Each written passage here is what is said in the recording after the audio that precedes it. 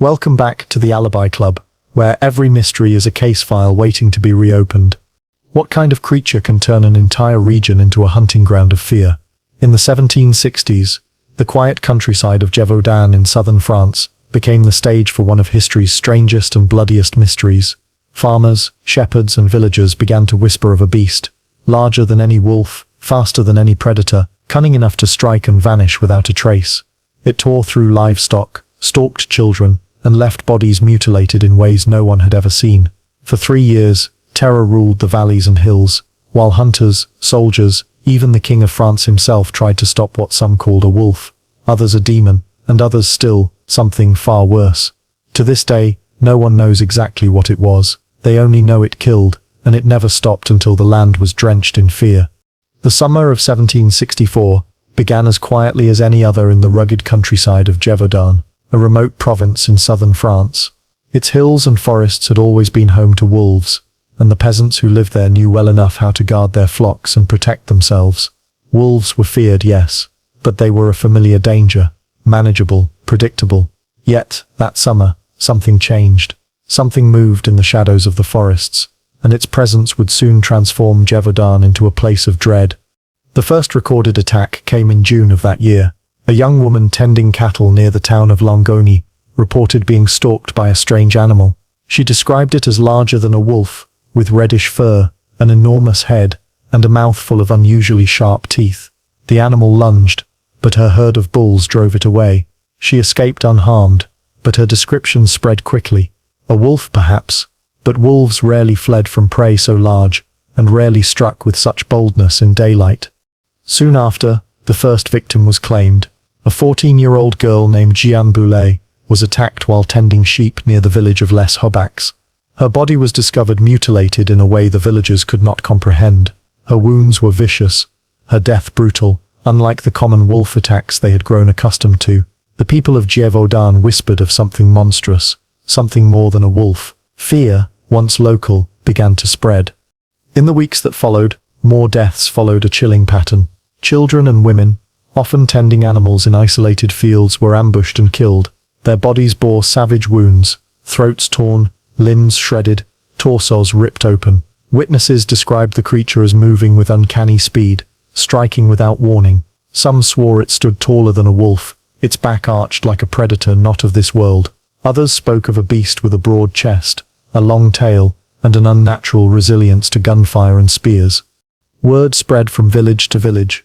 The farmers, hardened by years of survival in harsh conditions, grew reluctant to work alone. Families huddled indoors after dusk, and fields were left unattended. Fear strangled the land as news of each new victim reached the towns. Within months, dozens of attacks were reported, and the body count began to climb. The authorities initially dismissed the accounts as exaggerated wolf attacks. France had long struggled with wolf populations, and peasant deaths rarely stirred alarm beyond their immediate communities. But the scale of the killings soon forced officials to take notice. The beast was not striking in isolation, it was relentless, killing again and again, sometimes within days, sometimes across villages separated by miles of forest and hills. Its pattern was unpredictable, and that unpredictability became part of its terror. By autumn of 1764, the killings numbered in the dozens. Each new death spread the legend further. Survivors, few though they were, painted pictures of a creature that defied logic. One boy who escaped described the beast as having a hide so thick it repelled bullets, its movements so quick that hunters could not track it. Others insisted its eyes glowed in the dark, a detail that pushed the story from animal into nightmare. The people of Gévaudan, deeply religious and steeped in folklore, began to see the attacks not as natural but as supernatural. Was it a punishment from God, a demon sent to test their faith, or perhaps a werewolf, the kind whispered about in old tales?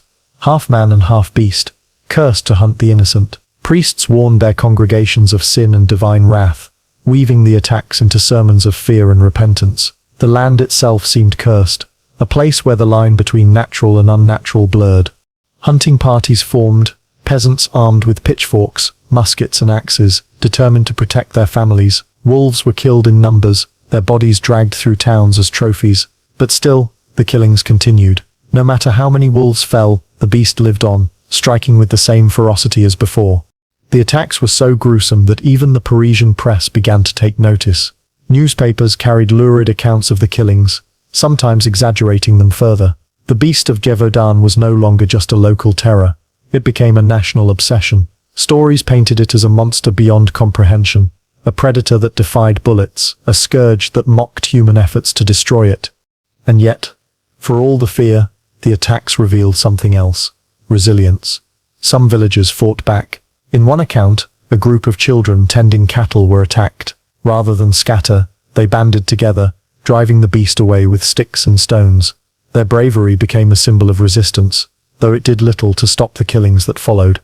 By the end of 1764, the death toll had risen alarmingly. Dozens of villagers had been killed, their bodies left as gruesome reminders of the predator's power.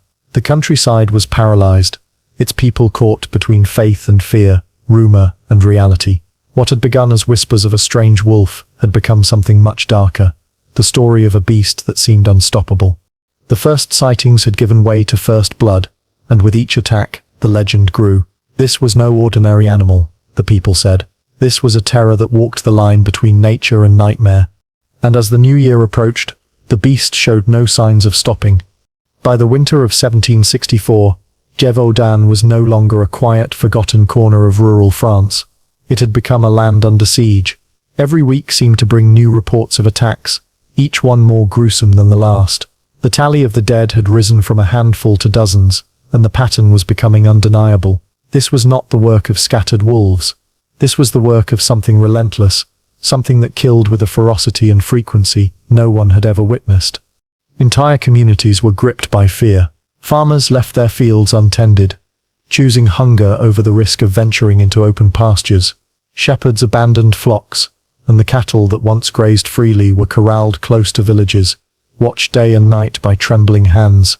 Mothers refused to let their children wander beyond sight, and families barricaded themselves indoors as the sun dipped behind the hills. A darkness had settled over the land, not just of nightfall but of dread. The attacks carried a pattern that terrified the people even more. The beast seemed to prefer humans over livestock. Wolves, for all their danger, rarely hunted people when easier prey was available. Yet this creature stalked men, women, and children, deliberately. It was as if it understood fear, as if it fed not only on flesh but on terror itself.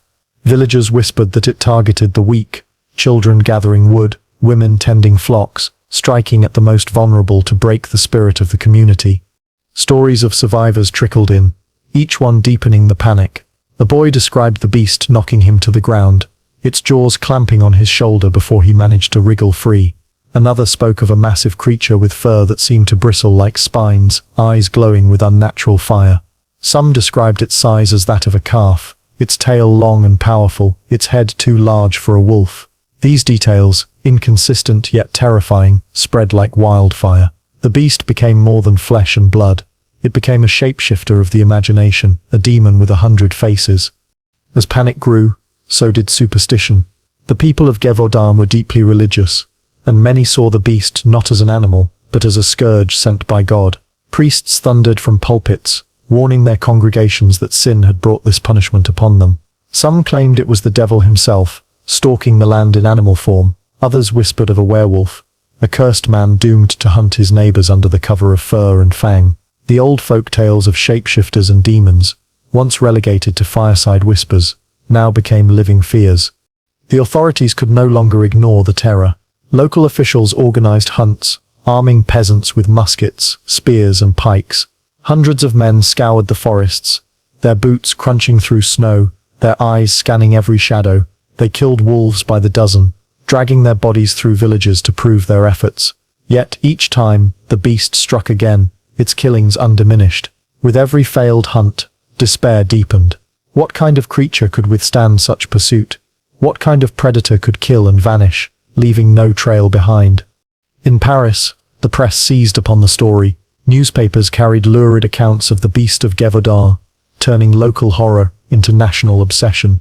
Some accounts exaggerated the number of victims, others embellished the details into grotesque spectacles. The beast became a monster not only of the countryside, but of the imagination, its legend growing with each printed word. What had once been the private terror of a remote province was now entertainment for city dwellers, sipping coffee and wine, safe from its jaws, but hungry for its story. The peasants, however, had no such luxury. For them, the beast was not a story. It was a shadow that lurked at the edge of every path, a howl in the night, a rustle in the underbrush that could mean death. Families gathered in groups to work the fields, carrying weapons alongside tools. Some villages posted watchmen at their borders, ringing bells at the first sign of danger. Yet despite their vigilance, the killings continued. By early 1765, the death toll was shocking. Dozens had been mauled, and the bodies of children, women, and even grown men were piling up. Panic turned into desperation. The people of Gévaudan begged for help beyond their borders. Their cries reached the ears of nobles, and eventually, the king himself.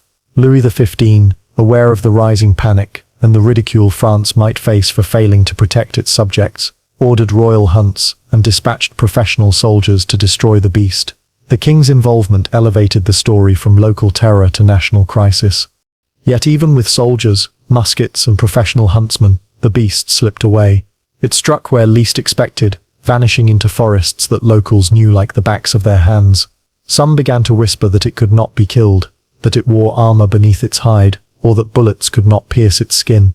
Each failure only heightened its legend. The panic of Gévaudan was no longer just fear of an animal. It was fear of something beyond comprehension.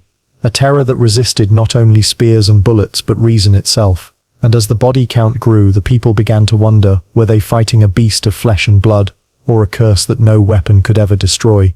In a land drowning in rumor and fear, the voices of survivors stood out like beacons. They were proof that the Beast of Gévaudan was not just a story, not just a wolf magnified by superstition, but a creature of flesh and blood and teeth. Their accounts painted the clearest and most terrifying portraits of the monster that terrorized the French countryside. One of the earliest survivors was a young shepherdess who had been tending cattle in a meadow. She recalled hearing a rustle in the brush, then the sudden charge of a creature unlike any wolf she had seen. Its size struck her first, massive, with a body longer than a wolf's, a head out of proportion, its mouth wide and filled with teeth that gleamed in the daylight. It lunged at her, knocking her to the ground, but the bulls in her herd gored and drove it away. She escaped, trembling and bloodied, but alive. Her description of the beast, its reddish fur, its strange proportions, its unnatural boldness, spread quickly.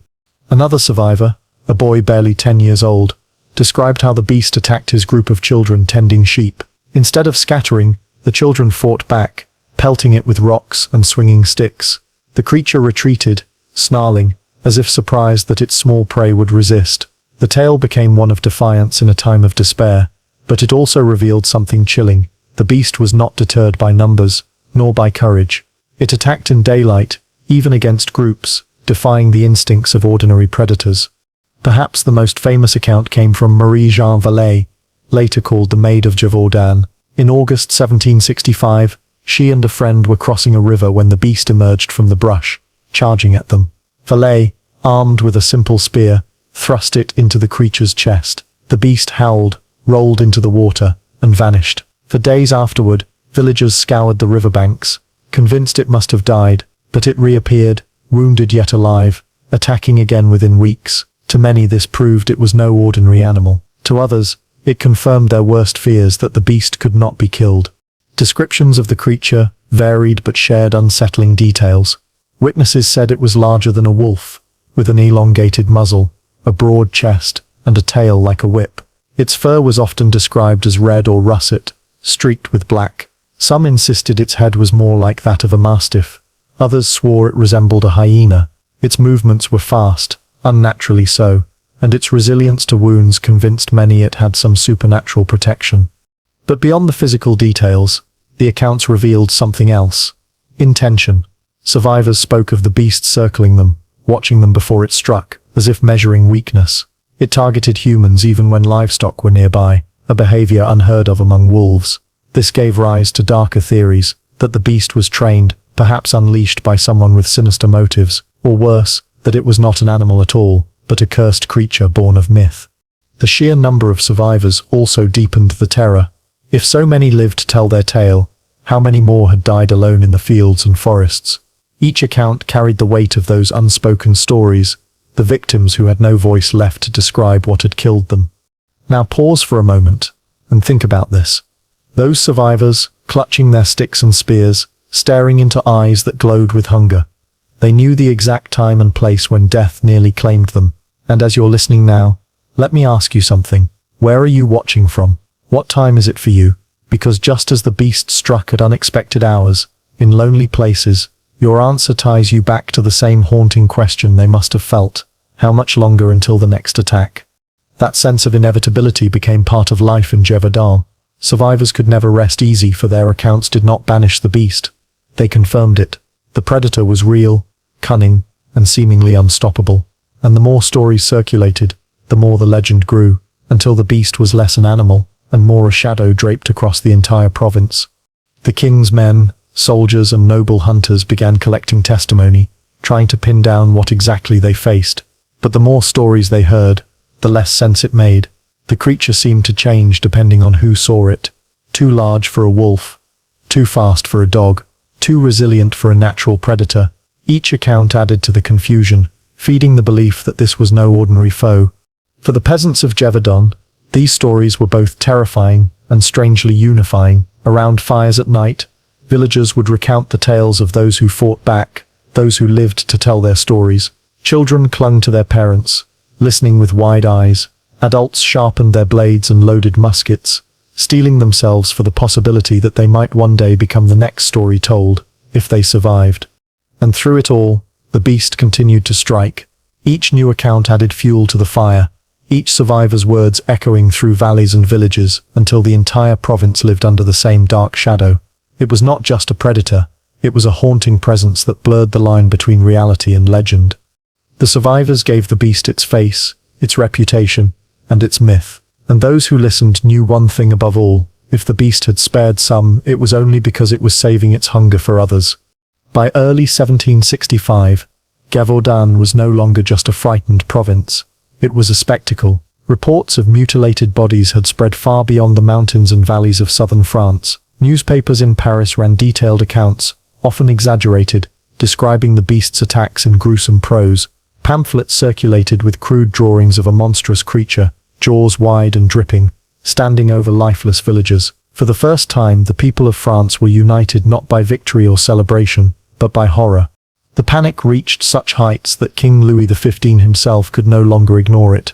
The idea that a corner of his kingdom had been brought to its knees by a single predator, and that his soldiers and local huntsmen had failed to stop it, was humiliating. France was the most powerful nation in Europe, yet it could not defeat a beast in the countryside. It became not only a matter of safety, but of royal pride. In June 1765, the king dispatched professional soldiers and huntsmen to Gévaudan. At their head was Captain Jean-Baptiste Duhamel, an experienced officer who quickly assembled a force of more than 30 dragoons. These were not peasants with pitchforks or villagers with rusted muskets. These were professional soldiers trained in warfare. They carried muskets, swords, and discipline. If the beast was an animal, surely it would stand no chance against such a force. Duhamel launched an aggressive campaign. His men scoured the forests, set traps, and patrolled the villages. Hunting parties grew into small armies, with peasants joining in alongside the dragoons, eager to see the terror ended. Dozens of wolves were killed, their bodies paraded through towns to reassure the terrified peasants. But still, the attacks continued. The beast seemed to evade them at every turn, striking in one valley while soldiers searched another. What baffled Duhamel was the beast's cunning. Wolves were predators, yes, but predictable. They hunted for food, avoiding humans whenever possible. The beast did not behave like that. It seemed to taunt the soldiers, appearing in daylight, attacking even when groups of armed men were nearby. Duhamel himself claimed to have come face to face with the creature. He ordered his men to fire, but the beast retreated into the forest, apparently unscathed. The soldiers swore their shots had landed, but the monster seemed immune. News of these failures only deepened the hysteria. To the peasants, the beast was no longer a mere animal, but something supernatural. How else could it shrug off musket fire? Priests told their congregations it was the devil's punishment, a scourge sent for their sins. Some whispered it was a sorcerer's familiar, a creature bound to dark magic. Others, recalling ancient legends, insisted it was a werewolf. Whatever it was, the king's soldiers had failed to stop it, and that failure cast doubt on the monarchy itself. Louis XV, embarrassed and impatient, took a more dramatic step. In June 1765, He sent one of France's most renowned hunters, François Antoine, lieutenant of the hunt, to eliminate the beast. Antoine was 70 years old, but carried the weight of reputation. He had killed thousands of wolves in his career, and he was confident this would be no different. For weeks, Antoine led an elaborate hunt, using hundreds of beaters to drive wolves from the forests, musketeers waiting with loaded guns. The campaign reached its climax in September 1765, when Antoine killed a massive wolf in the woods near Pommier. The animal was extraordinary in size, measuring over 5 feet long and weighing more than 130 pounds. Its jaws were enormous, its chest broad, its fur streaked with red. To Antoine, this was the beast. The body was stuffed and sent to Versailles, where it was displayed before the court. Louis XV rewarded Antoine handsomely, declaring the Beast of Gévaudan vanquished. Across France, celebrations erupted. At last, the terror had ended. But Gévaudan itself told a different story. Within weeks of the great wolf's death, new attacks were reported. Villagers found more bodies, throats torn out, limbs shredded. Survivors described the same creature, large, fast, cunning, with reddish fur and eyes that glowed in the dark. The beast had returned, or perhaps had never been killed at all. The king's men had declared victory, but in the hills and valleys of Gévaudan, the nightmare continued. For the peasants, this was a devastating blow. If the royal huntsman could not protect them, who could? If the king's best hunter had failed, was the beast even killable? Doubt turned to despair. The idea that the monarchy had tried and failed gave weight to the notion that they were fighting something beyond the natural world. The panic only grew more intense. Now the beast was not only a killer, but an immortal killer. Each new victim added to its legend. Each failed hunt made it stronger. The king's intervention, meant to reassure, had instead magnified the mystery. The beast was no longer just Gévaudan's problem. It was France's humiliation. And as the body count rose, the people began to whisper a darker question. If even the king could not stop the beast, who or what could? The death of the giant wolf in September 1765 should have been the end. François Antoine, the king's famed huntsman, had paraded its carcass before the world. Versailles rejoiced, Parisian papers declared victory, and Louis XV basked in the relief of having rid his kingdom of the monster that embarrassed it. Yet back in the valleys of Gévaudan, the nightmare refused to die. Just weeks after Antoine's celebrated kill, another attack occurred. A woman was found mauled near the village of La Bessie-Sainte-Mary, her wounds horrifically familiar. Then came a boy, then another shepherdess, their bodies bearing the same signature, throats torn, flesh ripped, the beast's calling card written in blood. To the peasants there was no doubt. Whatever Antoine had killed, it was not the beast. The royal huntsman had failed. Disbelief turned to despair. The king's solution had not saved them, it had abandoned them. The dragoons were withdrawn, the great wolf stuffed and mounted as if to mock the truth. Gévaudan was left to fend for itself once more, its hills echoing with the cries of new victims. Local hunts resumed, but they seemed cursed. Peasants, priests and noblemen alike formed parties, chasing rumors, tracking prints, and scouring forests.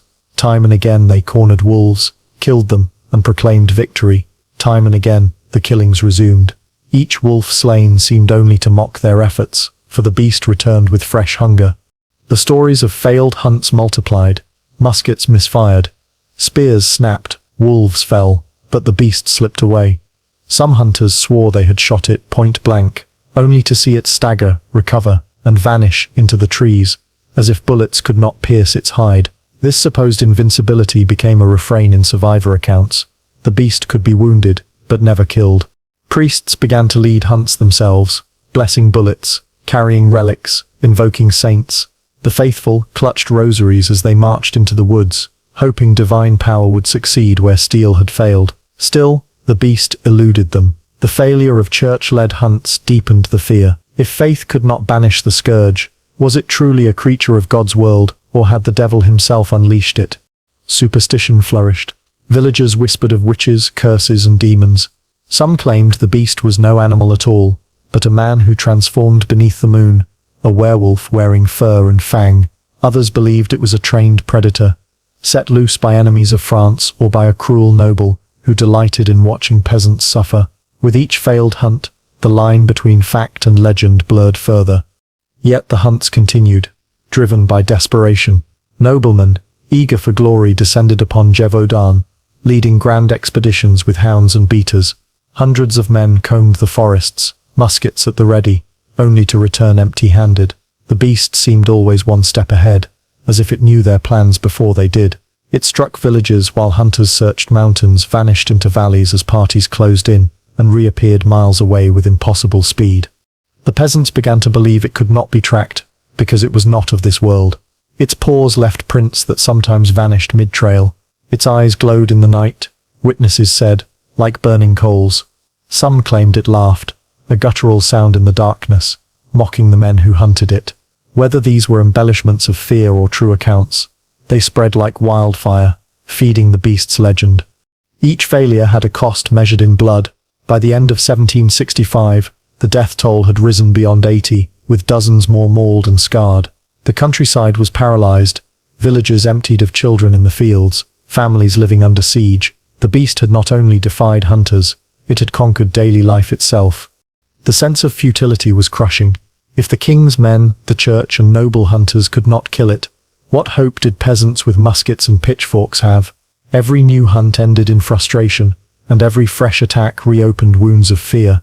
The beast had become not just a predator, but a shadow draped across Gévaudan, its presence constant, its hunger endless.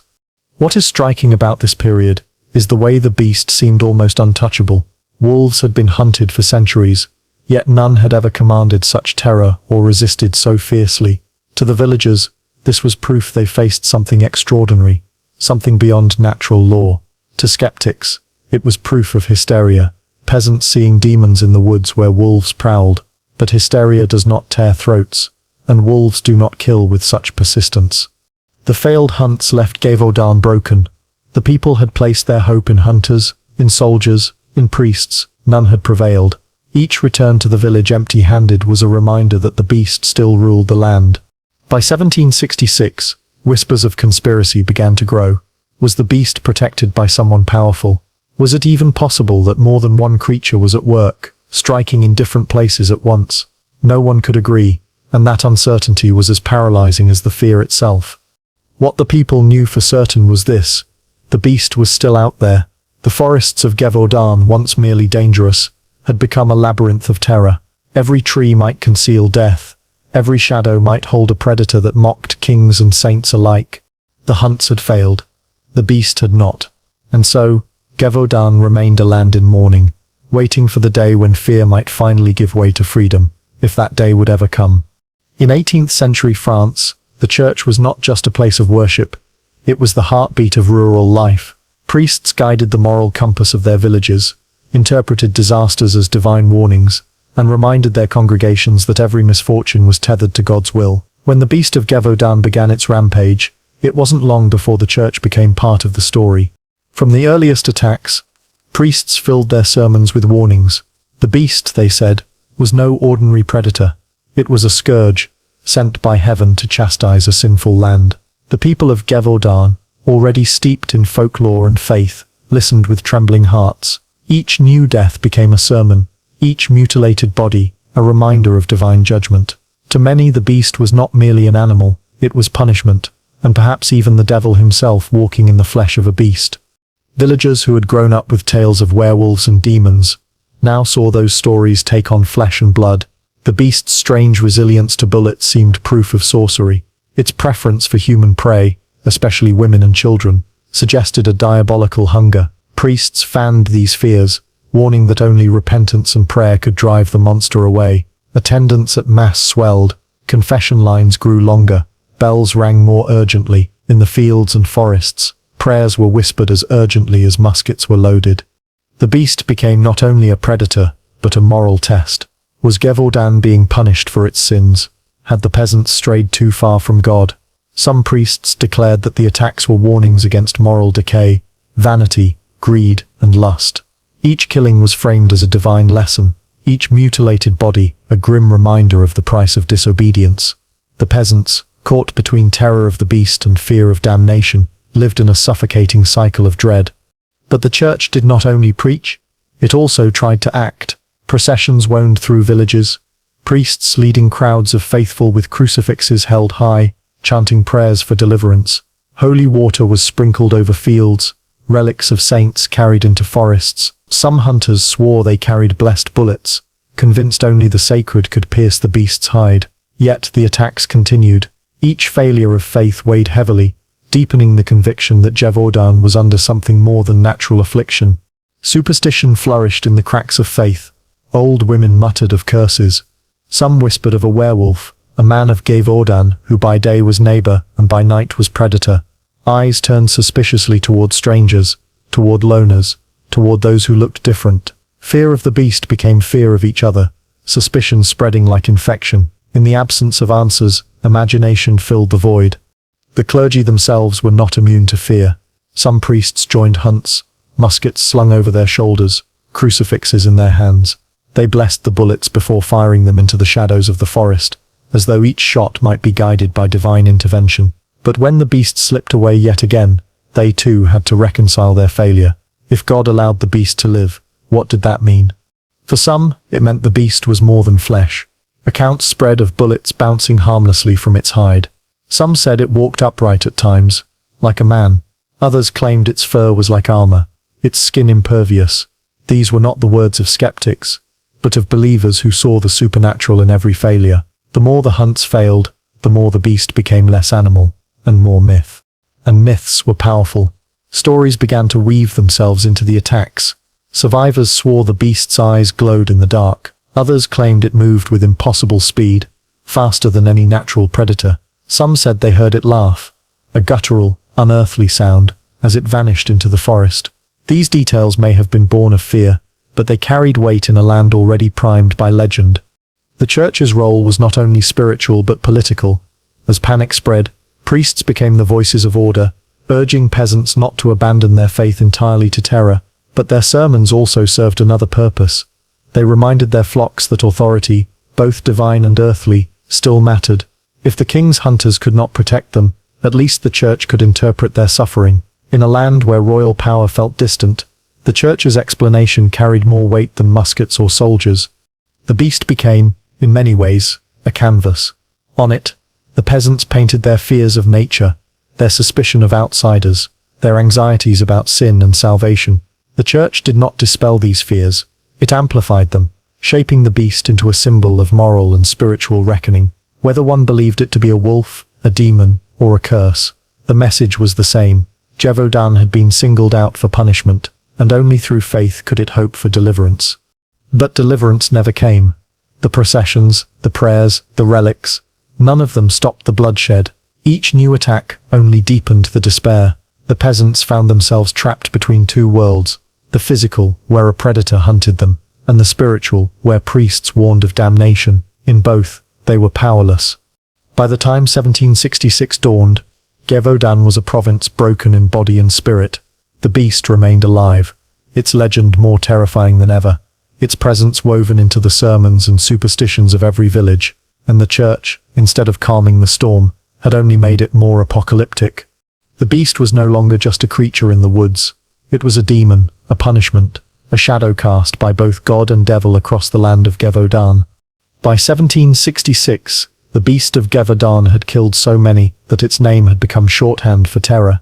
But even as the bodies mounted, people began to ask a deeper, unsettling question. What exactly were they hunting? Was it truly a wolf, or something else entirely? And if it was an animal, why did it seem invulnerable to their traps and bullets? Hunters from across France descended upon the province, drawn by fame, fear, or the promise of royal favor. Some came with hounds, others with guns, still others with the confidence that their skill would end the terror. Dozens of wolves were killed during these hunts. Their bodies were displayed in town squares, mouths forced open to reveal sharp teeth, their blood dripping into the soil of Gévaudan. But each time, the beast struck again.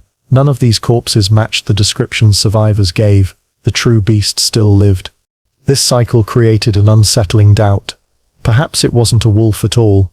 The survivors' accounts often described features that didn't match wolves: a massive chest, fur streaked red and black, a head too broad, jaws too long. Some thought it resembled a mastiff, others, a hyena. Strange as it sounds, exotic animals had occasionally been brought into France by travelers or nobles. Could the beast have been one of these creatures, escaped from a menagerie and thriving in the wilderness? One theory whispered among villagers suggested it was no animal at all, but a hybrid, some unnatural crossbreed between a wolf and another beast, born of cruelty or experiment. The more hunts failed, the more these theories flourished. Suspicion also began to fall on humans. The werewolf legends, already embedded in the folklore of rural France, resurfaced with new power. Could the beast be a man who turned wolf at night, cursed to hunt his neighbors? Some villagers began to look at one another with suspicion. Lunners, recluses and travelers found themselves watched with narrowed eyes. To peasants already stretched thin by hunger and fear, the line between man and monster blurred easily. There were also darker rumors that the beast was a trained animal, unleashed deliberately. Whispers spread that a nobleman, bored of hunting boar and deer, had set a monstrous creature loose on the countryside for sport. Some claimed a wealthy family was protecting it, feeding it human flesh, and laughing as peasants died. These rumors grew in the shadows of failed hunts, feeding the conviction that something unnatural was at play. Amid all this suspicion, the hunters pressed on. François Antoine's great wolf had already been celebrated in Versailles, but its failure to end the killings only embarrassed the monarchy further. Local nobles, desperate to reclaim honor, organized their own grand hunts. Dozens of beaters scoured forests, dogs sniffed trails, and musketeers lined ridges. The hunts were spectacles of power, but the beast remained elusive. There were moments of near success. In one hunt, several soldiers fired directly at the beast. Witnesses swore they saw it stagger and fall, only to rise and limp into the forest. They followed the blood trail for miles, certain it would collapse. But the trail ended abruptly, as if the creature had simply vanished into thin air. To some, this was proof of its supernatural nature. To others, it was proof of their incompetence. Either way, the beast lived on. Even the hunters themselves were not immune to superstition. Some carried bullets cast from silver, convinced only such weapons could pierce the beast's hide.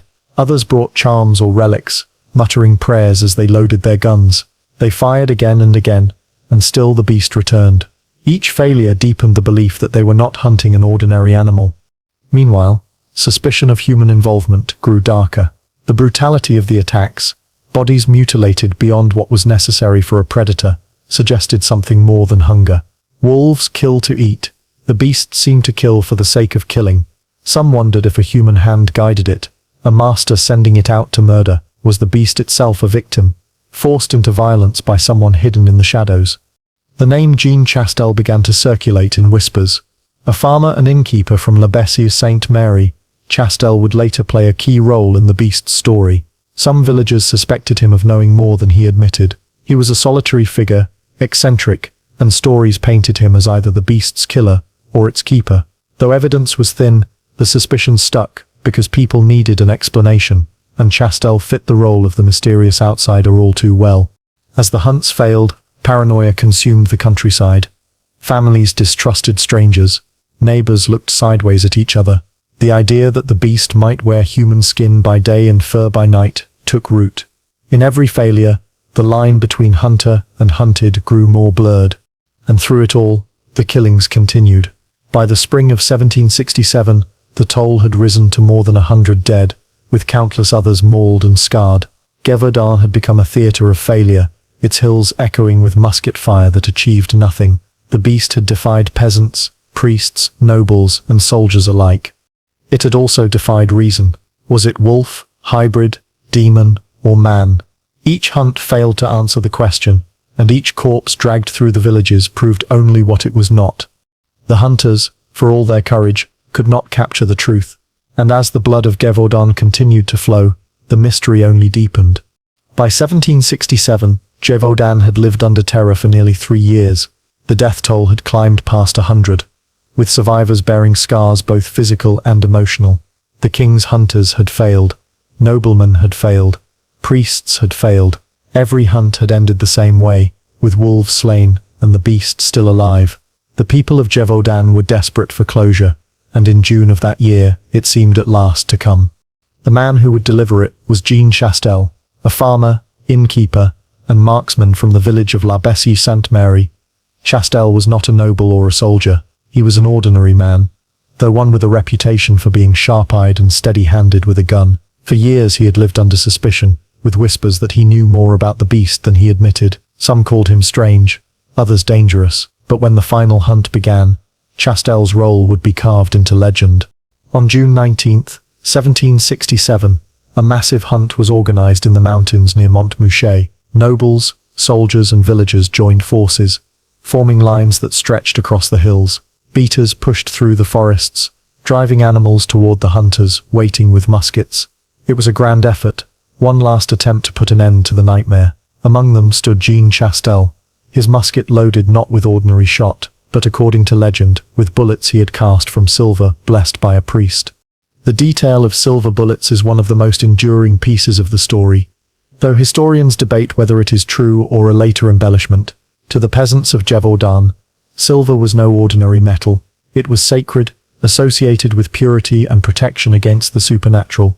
If the beast was truly a demon, a werewolf, or something beyond nature, then only silver could kill it. Whether Chastel truly used such bullets or not, the story endures because it gave the final kill a mythical weight. The hunters waited in tense silence, the forest alive with the sounds of horns and hounds, and then, as if summoned by fate, the beast appeared. Witnesses described it emerging from the trees, its massive body moving with the same terrible grace as before, its reddish-black fur bristling, its eyes glinting with menace. For 3 years it had defied guns and spears, mocked the hunts of nobles and kings. Now it faced an ordinary man with a steady hand. Chastel raised his musket. He had been reading a prayer book as the beaters drove the beast forward, a gesture some later claimed gave his shot divine guidance. He aimed carefully, slowly, as the creature drew near, and then he fired. The shot struck true. The beast staggered, howled, and collapsed. For the first time, Gévaudan's terror lay still on the ground. The hunters approached cautiously, weapons ready, half expecting it to rise again, as it had so many times before. But this time, it did not. The beast was dead. The body was examined, and its size stunned those who saw it. It was larger than a wolf, with a massive head, broad chest and thick hide. Its teeth were enormous, its claws sharp and curved. Some described it as a monstrous wolf-dog hybrid, others as something beyond recognition. Its stomach, when opened, was said to contain human remains, though this detail may have been exaggerated in retellings. Whatever it was unlike anything most of the villagers had seen before. The carcass was dragged through the villages, displayed as proof that the nightmare had ended. Relief washed over Gévaudan like a tide. For the first time in years, children could play in the fields, shepherds could tend their flocks, and families could walk the countryside without looking over their shoulders. Jean Chastel was hailed as a hero, though his reputation remained complicated. To some, he was the savior of Gévaudan. To others, his strange demeanor and the rumors of his involvement with the beast cast suspicion on him. Did he kill the beast, or had he been its keeper all along? The question would linger long after his death. With the beast slain, the attacks ceased. No more mutilated bodies, no more cries in the night. The silence of Gévaudan, once a silence of terror, became a silence of peace. The nightmare was over. And yet, the mystery remained. What exactly had Chastel killed? Was it a giant wolf, a wolf-dog hybrid, or some exotic animal imported from abroad? Was it the only beast, or had there been several all along striking across the province? The people celebrated their deliverance, but they never truly agreed on what had stalked them. The silver bullet story, whether fact or legend, cemented the beast in folklore. It transformed the tale from a mere predator hunt into something more mythical, a battle between good and evil, faith and fear, man and monster. In killing the beast, Chastel had not just ended the bloodshed, he had given the story its final chapter, one that would echo through centuries. Still, the ambiguity gnawed at history. If the beast was only an animal, why had it killed with such persistence, choosing humans over livestock? Why had it survived so many hunts, so many gunshots? And why had it taken the life of a solitary farmer to end what nobles and soldiers could not? The death of the beast ended the terror, but it did not end the questions. In some ways, it only deepened them. When Jean Chastel pulled the trigger in June 1767, the terror of Gévaudan ended, but the mystery of the beast did not. For centuries since, historians, hunters, and scientists have debated one question: what was it? The theories range from the logical to the bizarre, each reflecting both the facts and the fears of its time. The most common explanation is also the simplest. It was a wolf, or several wolves. France in the 18th century was plagued by wolf attacks, with thousands of deaths recorded across the country during that century alone. Wolves were a constant danger in rural life, and Gévaudan's rugged landscape was full of them. A particularly large wolf, or a pack of them, could easily account for the attacks, but skeptics argue that this does not explain everything. Wolves rarely target humans when livestock are plentiful. They do not kill with such frequency or mutilate victims in ways that seemed more violent than necessary for feeding. Survivors insisted the beast was larger, stronger and stranger than any wolf they had ever seen. A variation of this theory suggests it was not a wolf, but a wolf-dog hybrid. Crossbreeding between large dogs and wolves was not unheard of, and such a hybrid could have grown larger than either parent. It might also explain some of the unusual features witnesses described: the broad chest, the elongated muzzle, the powerful tail. A wolf dog might also have been less afraid of humans, more aggressive, and more willing to attack in daylight. Another theory ventures further into the realm of the exotic. Could the beast have been an imported animal? Nobles and wealthy travelers of the 18th century sometimes kept strange creatures as status symbols: lions, leopards, even hyenas brought from Africa or Asia. If such a creature escaped, it might have roamed the forests of Gévaudan, terrifying locals who had never seen anything like it. Some descriptions of the beast's head and body resemble those of a hyena, with sloping backs and powerful jaws. Hyenas are scavengers by nature, but they are also formidable hunters when pressed. A lone, desperate animal far from home could have wreaked havoc. Yet, there are problems with this theory. No record exists of such an animal being kept in the region, and an exotic predator would likely have been noticed by more than just peasants. Still, the possibility lingers, fueled by eyewitness descriptions that never quite fit the shape of a wolf. Others believe there was more than one beast. The number of attacks, spread across a wide area in a short period, suggests that multiple animals may have been responsible. Survivors described differences in appearance. Some said it was reddish, others dark, some massive, others leaner. Perhaps a pack of unusually aggressive wolves was at work, with Chastel's kill ending the last of them. This theory satisfies some logic but does not erase the strangeness of the beast's legend. Why then did people insist it was something singular and extraordinary? And then there is the most unsettling theory of all, that the beast was not entirely an animal. Some believe it was trained. Rumors at the time whispered of a nobleman or landowner who raised a monstrous predator to terrorize the countryside. A trained wolf dog or exotic beast, guided by human cruelty, could explain its unnatural focus on humans, its persistence, and even its apparent invulnerability. Some went further, accusing Jean Chastel himself. They suggested he had been involved with the beast all along, raising it, releasing it, and then finally killing it to clear his name or claim fame. There is no evidence of this, but in a land where fear and suspicion thrived, the rumor endured. Folklorists and psychologists take a different angle. To them, the Beast of Gévaudan was not just flesh and blood, but a cultural phenomenon, a product of fear, faith, and folklore.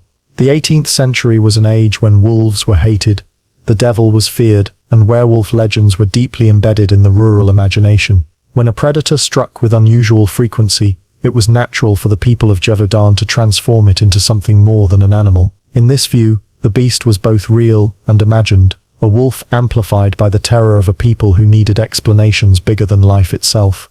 Modern science has also offered its insights. Some experts suggest rabies may have played a role, either in wolves or dogs, making them unusually aggressive and fearless of humans. Rabid animals attack in daylight, show little fear, and often mutilate rather than feed. Could the beast have been a rabid predator, or even several rabid predators, mistaken for one monster?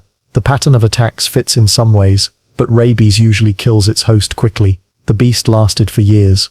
Still, none of these theories fully explain the legend. Too many details remain stubbornly strange.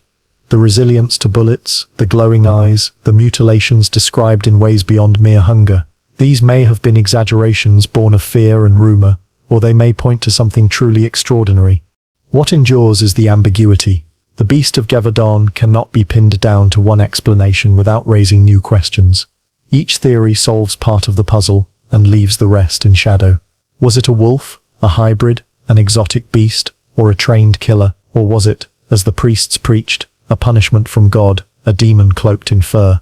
Theories come and go, but the mystery remains. And perhaps that is why the Beast of Gévaudan still fascinates us more than 250 years later. It is not just a story of an animal, it is a story of fear, of survival, and of the human need to explain what cannot be explained. The hills of Gévaudan are quiet now. The forests still stretch across the land, and wolves, long exterminated, have returned in small numbers. Shepherds still lead flocks into meadows, and villages still ring their bells at dusk. Yet, in the silence of those valleys, the story of the beast remains. More than 2.5 centuries later, it still haunts not only the people of France, but anyone who hears its tale. Why does the Beast of Gévaudan endure when so many other wolf attacks of the era have been forgotten? After all, France in the 18th century recorded thousands of deaths from wolves, yet none of those predators became legend. None of them drew the attention of the king, the obsession of newspapers, or the whispers of werewolves and demons. The Beast of Gévaudan was different, not just in what it did, but in how it was remembered. Part of its power lies in the sheer scale of terror. Over 3 years the beast is believed to have killed more than 100 people and injured dozens more. It struck across a wide area, moving with speed that defied logic. The attacks were frequent, brutal, and often targeted the most vulnerable, women and children. Unlike wolves that hunted livestock, this predator seemed to hunt humans deliberately, as if it existed only to spread fear. That intent made it more than an animal in the eyes of its victims. It became something closer to evil. Another reason lies in the failure of authority. The king's soldiers, the nobility, even the church, all of them tried and failed to stop the beast. Their hunts, their prayers, their proclamations of victory, all ended in more bloodshed. Each failure deepened the legend. If muskets, hounds, and holy water could not stop it, then surely it was no ordinary beast. The humiliation of France's greatest hunters only amplified the story. The beast mocked kings and priests alike, defying human power with every new attack. But perhaps the most enduring reason is that the beast sits at the crossroads of reality and myth. It was real. Its victims were flesh and blood.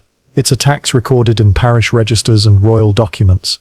Yet it was also myth, reshaped by the fears and imaginations of those who survived. Its glowing eyes, its supernatural resilience, its supposed laugh in the dark, these details may have been born of terror, but they gave the beast a form larger than life. To this day, we are not sure where the wolf ends and the monster begins. That ambiguity is powerful. If the beast had been proven to be a wolf, the story would have ended in 1767, forgotten as one tragedy among many. If it had been proven to be an exotic animal, it would have become a curiosity, a footnote in natural history. Instead, it remained unresolved. Jane Chastel killed something, yes, but what exactly it was has never been agreed upon. That uncertainty is the oxygen that keeps the legend alive. The beast also endures because it tells us something about ourselves. It shows how humans confront fear when reason fails. The peasants of Gévaudan armed themselves with muskets, but they also armed themselves with prayers, charms, and silver bullets. They sought protection not only in weapons but in faith and folklore. The beast became a mirror of their deepest anxieties, about sin, about the wilderness, about forces beyond their control. In that sense, the beast was not only in the forests, it was in their minds, their sermons, their imaginations. Even today, the beast fascinates because it embodies our timeless struggle to explain the unexplainable. Was it nature at its most savage, or was it something supernatural, a reminder that the world holds terrors we cannot tame? Modern science offers theories, wolves, hybrids, rabid animals, but none erase the power of the story. And so, the Beast of Gévaudan lives on, not just in history books, but in novels, films, and whispered tales.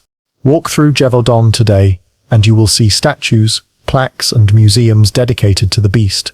Tourists visit the sites of attacks, tracing the paths where peasants once trembled. The land itself has embraced its legend, because the beast is no longer just a predator. It is heritage, memory, myth.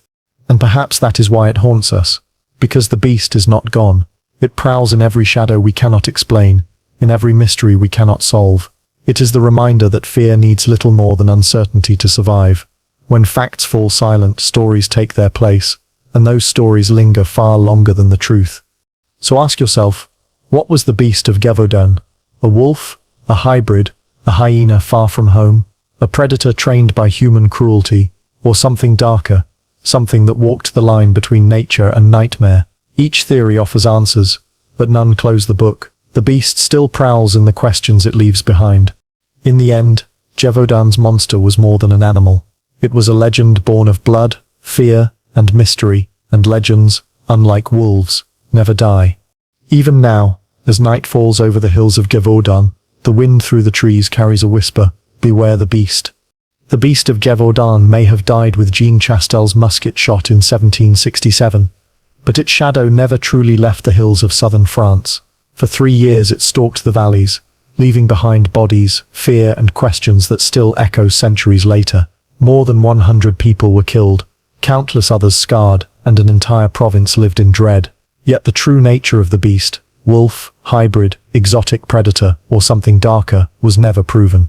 What makes this story endure is not only the blood it shed, but the failure of every authority meant to stop it. The king's soldiers, the nobility, the priests, all tried and failed. Each failure transformed the beast into something larger than life. It became more than an animal. It became a symbol of human helplessness in the face of the unknown. When faith, muskets, and royal pride all collapsed, the beast remained unchallenged until a farmer with silver bullets, or perhaps only steady aim, finally ended its reign. And yet, even in death, the beast refused to be simple. Its carcass was studied, its size recorded, but no one could agree on what exactly it was. Survivors insisted it was unlike any wolf they had seen. Legends claimed it laughed, glowed, and could not be killed by ordinary shot. Explanations have shifted over time. Wolves, hybrids, rabid animals, trained beasts. But each theory leaves as many gaps as it fills. The uncertainty itself is what keeps the legend alive. The beast also endures because it reveals how fear shapes human imagination. In Gévaudan, people turned to folklore when reason failed. They spoke of demons, werewolves, and divine punishment.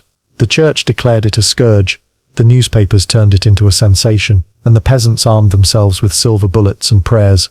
The beast was as much a creature of the mind as of the forest, and in that duality lies its lasting power. Even today, Gévaudan bears its mark. Statues and plaques commemorate the victims, museums retell the story, and tourists walk the same meadows where shepherds once trembled. The land has embraced its terror as part of its identity. The beast has become folklore, history, and heritage all at once. What was the Beast of Gévaudan?